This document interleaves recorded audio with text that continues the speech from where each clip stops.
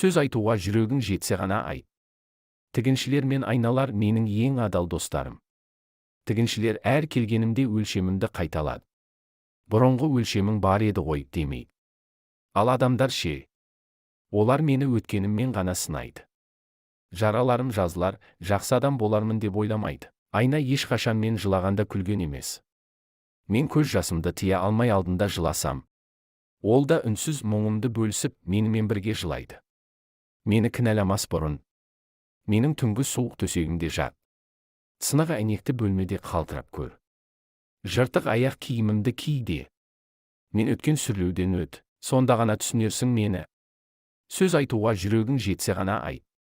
Нан таппай отырған халыққа бәліш жесін деген Франция ханшайымындай болма.